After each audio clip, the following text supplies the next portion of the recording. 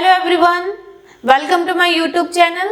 आज हम लोग बात करने वाले हैं पिंक आई कंजक्टिवाइटिस नाम की बीमारी, जो अभी के टाइम में सबसे ज्यादा वायरल है। हर जगह देखा जा रहा है, हर राज्य में हर किसी लोगों को, हर वर्ग के लोगों को ये हो रहा है।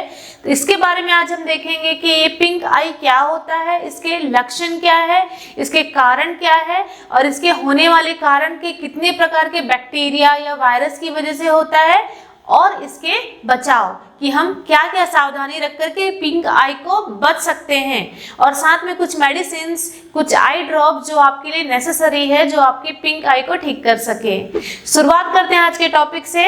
पिंक आई मतलब आपकी आंखों में एक ट्रांसपेरेंट मेम्ब्रेन होता है, मतलब पारदर्शी झिल्ली टाइप की होती है, वो आईलिड के लाइनिंग में प्रेजेंट होती है। आपके आईलिड के लाइनिंग में वो पारदर्शी मेम्ब्रेन का इन्फ्लामेशन हो जाना, या तो किसी बैक्टीरिया की वजह से या तो उसमें संक्रमण लग जाना, वो होता है कंजक्टिवाइटिस। नेक्स्ट है कारण। कंजक्टिवाइटिस के बहुत सारे कारण हैं, जिसमें सबसे पहला मुख्य कारण है बैक्टीरियल इन्फेक्शन, वायरल इन्फेक्शन। ये बैक्टीरिया और वायरस की वजह से होता है, जो कि आंखों की जो परत है कंजक्टिवा, उसमें जाके वो जम जाते हैं और वो पूरी आंखों में बीमारी और आंखों की पूरी परत में इंफेक्शन फैलाने का काम करते हैं। और है केमिकल स्प्लैश। अगर बाई चांस कोई केमिकल आपके आंखों में गिर गया है दुर्घटनावश, वो भी एक कारण है आपके कंजक्टिवाइटिस होने का।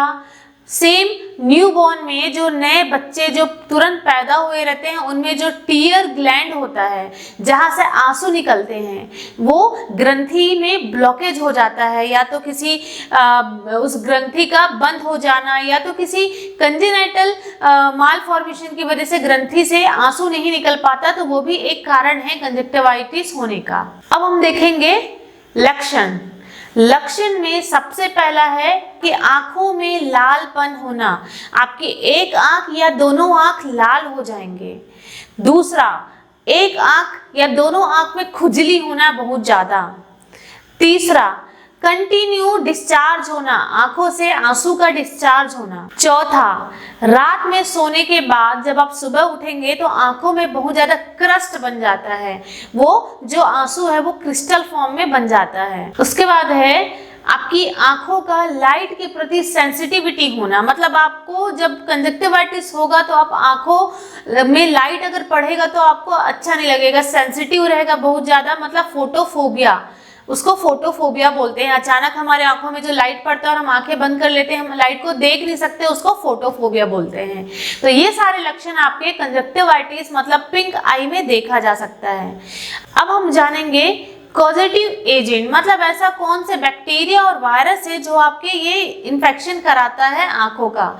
जिसमें सबसे पहला है एडिनो वायरस, दूसरा है हर्पस सिम्प्लेक्स वायरस, तीसरा है वेरिसिला जूस्टर वायरस। ये स्प्रेड होते हैं जो लोग कॉन्टेक्ट लेंस लगा रहे हैं और कॉन्टेक्ट लेंस लगाते वक्त सावधानी नहीं बरतते, साफ सफाई नहीं बरतते, उनमें ये जल्दी स्प्रेड होता है। क्योंकि जब उस लेंस को आंखों से टच करके वो बाहर निकालते हैं और आंखों में जब गंदगी घुस जाता है तो उनमें जल्दी से जल्दी बैक्टीरियल और वायरल इफेक्ट होने का चांस बढ़ जाता है। दूसरा है आंखों के जो लिक्विड निकलता है, जो टीयर्स निकलता है, उसके डायरेक्ट या इनडायरेक्ट स्प्रेड की वजह से होता है।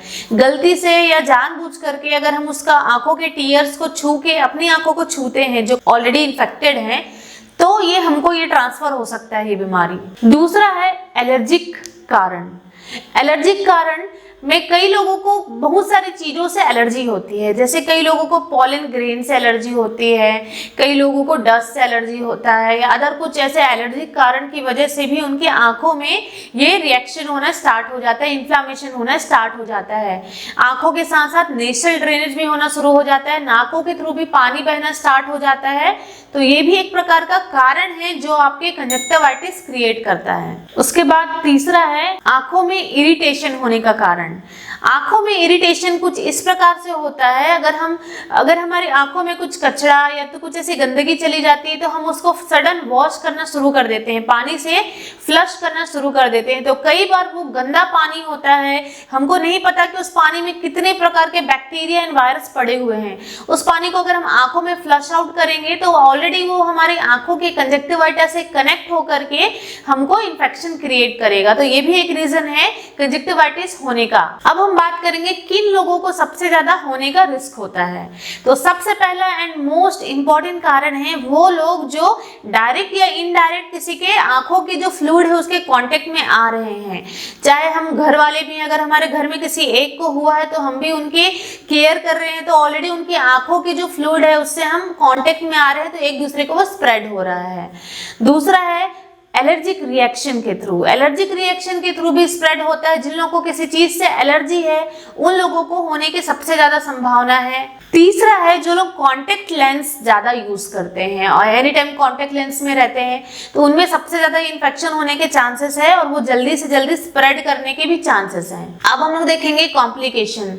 कॉम्प्लिकेशन में है आपका सबसे ज्यादा आई में पेन होगा जब तक आप इसको ठीक नहीं करोगे या फिर कोई मेडिसिन नहीं यूज करोगे, जो आई ड्रॉप्स यूज नहीं करोगे, तो आई में सबसे ज्यादा पेन होगा पेशेंट को।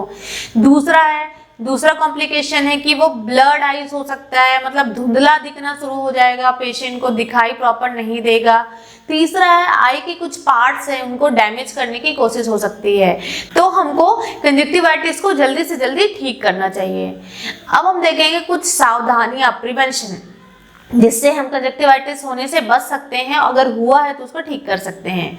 जिसमें सबसे पहला है हैंड हाइजीन मेंटेन करना। अपने हाथों की स्वच्छता पे ज़्यादा ध्यान दें। खाना खाने से पहले, खाना खाने के बाद, अगर आप किसी पेशेंट के टच में हैं तो उसको टच करने से पहले, उसको टच करने के बाद, और इवन ऐसे बहुत सारे मूवमेंट्स हैं, हमको हैंड वॉश प्रॉपरली करना चाहिए। और अपने घर वालों को भी सलाह देना चाहिए कि आपको अगर कंजक्टिवाइटिस हुआ है या नहीं भी हुआ तो भी आपको हैंड हाइजीन मेंटेन करना है। दूसरा है आपको अपनी आंखों को हाथों से नहीं टच करना है। अगर इन्फेक्टेड है तो आपको टच ही नहीं करना है, उसको अवॉइड करें टच करने से। तीसरा है जो इन्फेक्टेड पर्सन है, जो वो क्लोथ्स और जो भी टॉवल्स यूज कर रहे हैं उस टॉवल को आप शेयर ना करें। उस पर्सन का टॉवल और क्लोथ्स को अलग रखें ताकि वो स्प्रेड ना हो आप तक। उसके बाद है जो इन्फेक्टेड पर्सन है, जिसको हुआ है कंजक्टिवाइटिस, उसको अपना पिलो केस, मतलब तकिया का जो कवर है उसको चेंज करते रहना चाहिए। सेम तकिया के कवर में नहीं सोना चाहिए। उसके बाद है अगर आई के कुछ कॉस्मेटिक्स आप यूज कर रहे हैं जो पुराने हो चुके हैं उसको आपको अवॉइड करना है। उसके बाद है नेक्स्ट, जब तक आपका कंजक्टिवाइटिस ठीक नहीं हो जाता तो आई में कुछ भी कॉस्मेटिक्स यूज ना करें। उसके बाद है आप अपने आई के कॉस्मेटिक्स को, जैसे कि गर्ल्स है, फीमेल्स है, आई लाइनर्स, मस्कारा वगैरह जो भी लगाते हैं तो उसको वो शेयर ना करें, अपना कॉस्मेटिक्स अपने पास ही रखें। उसके बाद नेक्स्ट है आप अपने इन्फेक्टेड आई को बिल्कुल भी टच ना करें, जस्ट अवॉइड करें इन्फेक्टेड आई को टच करने के लिए। उसके बाद नेक्स्ट है आप अपने आई के कॉस्मेटिक्स, आई के जितने भी आई ड्रॉप्स हो गए, आई के ऑइंटमेंट हो गए, आई से रिलेटेड आपकी जो भी इक्विपमेंट्स और आइटम्स है उसको आप किसी और को शेयर ना करें, शेयर करने से बचें। उसके बाद नेक्स्ट आप वार्म कंप्रेसेस कर सकते हैं, गर्म कपड़े का भाप लेकर के जहां पे हुआ है उसको आप सिकाई कर सकते हैं। उसके बाद नेक्स्ट है आप आई पैच ना लगाएं। जिस आई में इन्फेक्शन हुआ है उसमें आई पैच, मतलब पैच आता है उसको क्लोज करके आई में लगा के रखते हैं, वैसा नहीं करना है आपको, अवॉइड करना है इस सब चीजों को। तो ये सारी प्रिवेंशन आपको, सावधानियां आपको बरतनी है और ये सारे ध्यान में रखने हैं। और सिप्रोफ्लॉक्सासिन, ये सारे आई ड्रॉप्स आते हैं, सिप्रोफ्लॉक्सासिन का, जेंटामाइसिन का, तो इसको आपको आई में अप्लाई करना है 2 ड्रॉप्स। जब भी जिस भी इन्फेक्टेड आई उसमें 2 ड्रॉप्स अप्लाई करना है, सोते समय या दिन में भी आप अप्लाई कर सकते हैं, जिससे आपकी आई से रिलेटेड कंजक्टिवाइटिस वाला प्रॉब्लम ठीक हो जाएगा। तो आज हमने देखा कि आई में कंजक्टिवाइटिस की प्रॉब्लम क्या है, उसके कारण क्या है, उसके लक्षण क्या है, उसके बचाव कैसे कर सकते हैं, और 2-3 आई ड्रॉप्स कौन कौन से हैं जो बहुत ज़्यादा इंपॉर्टेंट है इस केस में। Thank you so much for watching my this video.